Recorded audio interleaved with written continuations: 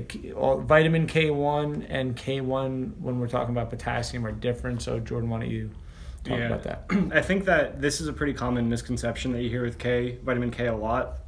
I think it comes from the fact that K is the chemical symbol for potassium on the periodic table, but vitamin K1 and K2 and potassium have nothing to do with each other. Potassium is just potassium. K1 and K2 are their own thing. They're their own vitamins.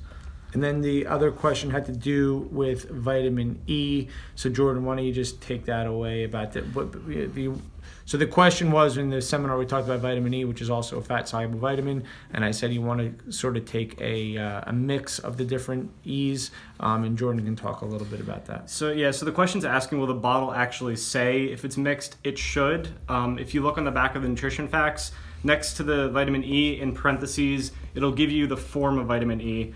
And I would not take something that didn't say mixed tocopherols next to the vitamin E. And then finally, my notes say that calcium, iron, magnesium, and copper compete for absorption. I thought Jordan mentioned others, but I don't have it written down. Mm-hmm. I tend to take vitamins together to get them over with. Are these vitamins that compete as well? So this is important. We covered it a little bit in the other video, but let's just clarify some of the vitamins and minerals that compete for absorption. So some of the more basic ones. Jordan, why don't you cover?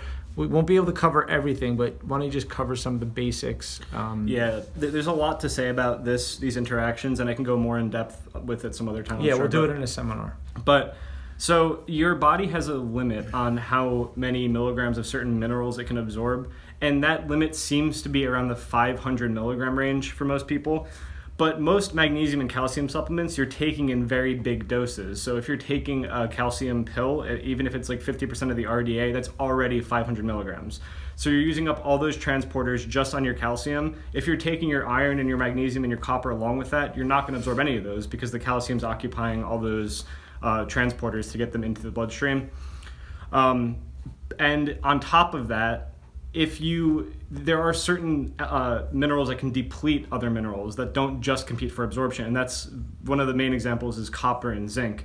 If you take too much copper, it can actually deplete your zinc reserves, not just compete for its absorption. So you want to remain pretty low on your copper supplementation. In fact, most people don't need to supplement copper at all because it's found in very high amounts in a lot of foods in the American diet.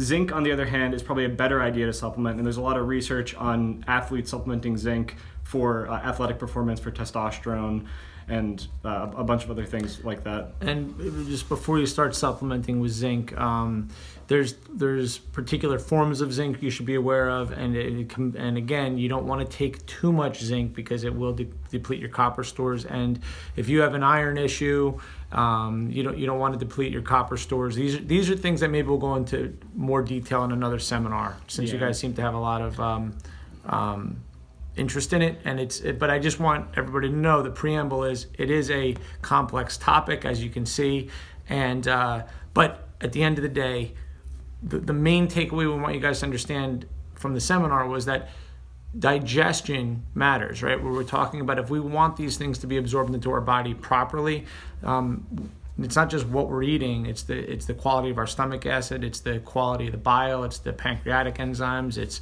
we're going to talk about microbiota, and then obviously there are certain things that we want to be aware of that do compete, and we're just covering the basics with you. The last thing had to do with basically my questions are what to be aware of, what my body is telling me, because I said the body's always telling us something. Can we be sensitive to what it's saying, right? So if you have a headache, instead of just popping the Advil, why don't you try to figure out, why do you have a headache? Are you dehydrated? Did you get enough sleep?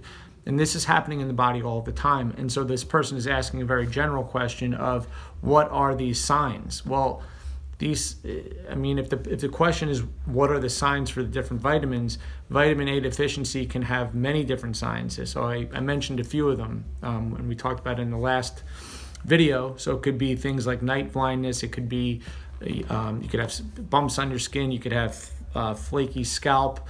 You could have allergies are often associated, more sensitive to allergies. If we're talking about B vitamins, B1 for